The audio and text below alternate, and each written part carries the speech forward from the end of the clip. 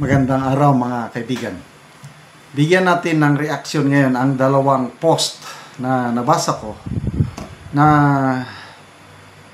ang binubunyag dito yung mas malalim na dahilan kung bakit biglang nag-resign si Senator Ping Lacson as chairman ng Blue Ribbon Committee. Unahin natin ito kay Attorney Wilfredo Garrido. Sabi niya, "Don't quit, Ping Lacson."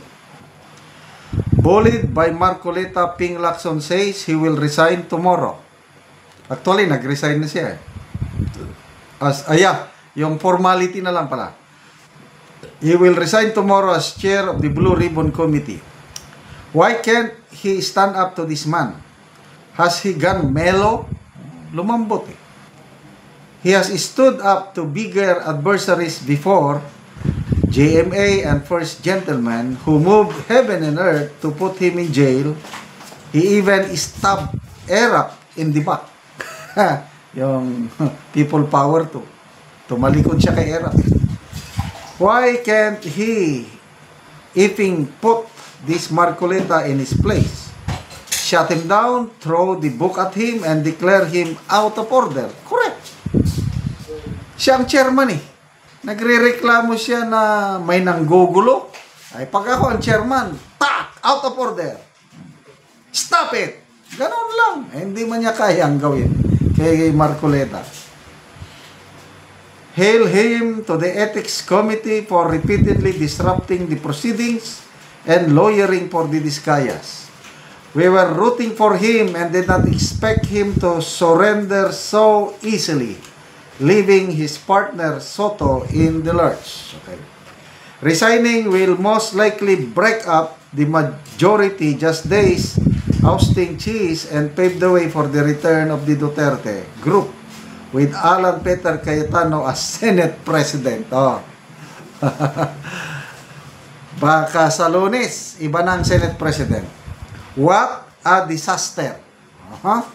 We expected more from Lacson. He should think long and hard about it overnight, get some balls, and kick ass. Okay. So, nasasayangan si Attorney Garrido, Wilfredo. Ako, paborito kong lawyer ito. Kahit sino, binabatikos niya. Maka Duterte man, Marcos man, kung mali, talagang sinasabi niya. Very objective ang mga analysis ni Attorney Wilfredo Garrido. Ito,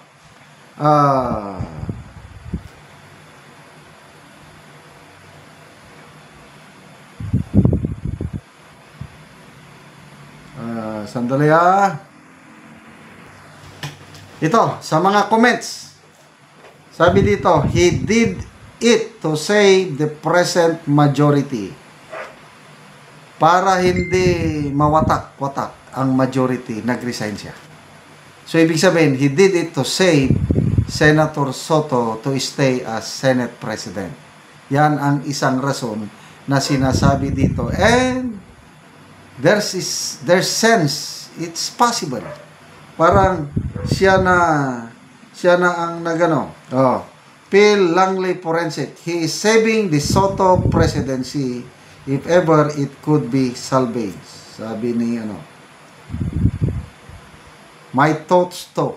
So maraming nag-agree. And ako rin, analyzing what is happening, pwede. Isang rason yan kung bakit siya nag-resign. Para ang kanilang kasamaan sa majority. Kasi, grumbling, nagre-reklamo ang mga kasama nila eh.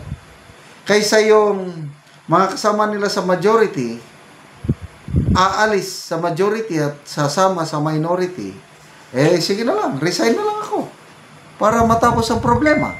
Di ba? Ito, mas matindi itong kay Mark Anthony Lopez.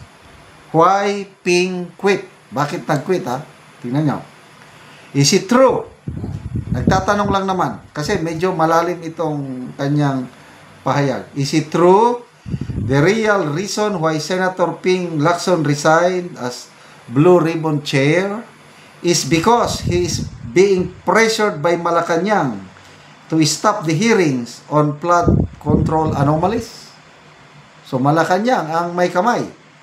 Last week, he ordered the invitation to Martin Romualdez and Saldico to appear in the Blue Ribbon hearing. When Romualdez got hold of the info, he pleaded with PBBM to ask Ping to rescind the invitation because he will not be able to stand that kind of scrutiny and public indignity. And so Malacanang asked Ping to suspend the hearings, which he did. Okay? But he also made sure to quit to deflect the expected rage against the suspension of the hearing. Posible? Ano sa tingin nyo? May posibilidad din. Anyway, these are questions. Mga analysis ba ito ni Mark Anthony Lopez or opinion niya? Walang basihan. Haka-haka lang. Kasi nakakapagtakay. Ang ganda ng simula. Yung pag-handle ni Senator Ping sa Blue Ribbon Committee hearing, okay siya. Kahit yung iba, ayaw kay Senator Ping. Nung pinalitan niya si Senator Marcoleta, maraming umaayaw. Ako, okay lang ako. Kasi anti-corruption procedure siya, true and true. Ang ganda. Bigla na lang nagbago nung pumutok yung si Master Sergeant Orly Gutesa. Everything changed. Nakakapagtaka. Hanggang ito na sinuspend niya na. Ano sa tingin nyo? May kamay ba ang Malacanang? Si Romualdez ba nagpatulong sa palasyo para hindi tuloy? Kasi ang last announcement ni Senator Ping na natuwa ko, iimbitahan na nila si Romualdez, iimbitahan na nila si Saldico. Sabi ko, ito na. Totoo na ito.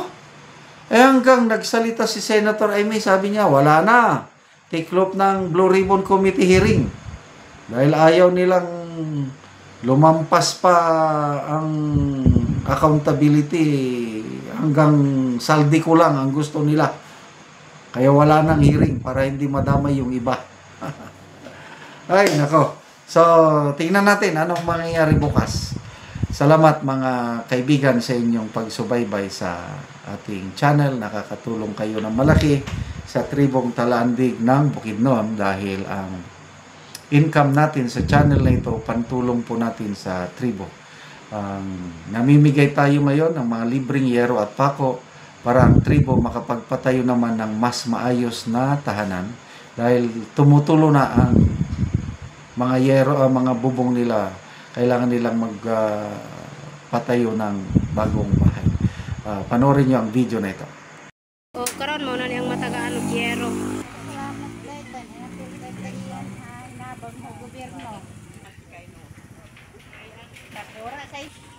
Oh, nagpasalamat si nanay nga matagaan og yero. Oh, so kuan na kayo ang sulod ni nanay. So kung muulan, tulo na gyud oh. Tulo na gyud. So tulo na gyud kayo ang kuan ni nanay. Ang balay. So gipangsapahan na lang gyud. Sapahan na gyud kay ga. So si nanay mo na siyang yung balay nga tuluan na kaayo. So gipangsapahan na lang gyud. So nagpasalamat siya kay natagaan sa gyero. So nay unsa imong masulti nga natagaan ka gyero? Dako among pagpasalamat kay naapil mi aning hinabang masin na kaatok gyud ni nga dili nami tuluan. Kay kung wala mi naapil ani, tulo gyud ang among balay. Basa gyud ni gaulan. Oh, so tuluan gyud mo nay. So pila na imong edad nay? 54 So 54 na ka na kay mga anak nay. nga anak. So nag-eskwela pa imong mga anak or Nag-eskwela pa karon. so si nanay nag-eskwela pa daw niyang anak. So Na ako'y high school. so na siya high school. So asa imong bana nay? Nagtrabaho akong bana. So kamo lang ang naa sa balay nay. Dako kaya akong pagpasalamat kay natagaan kutsin na ilisdang gyud ang among atop dili nami tuluan.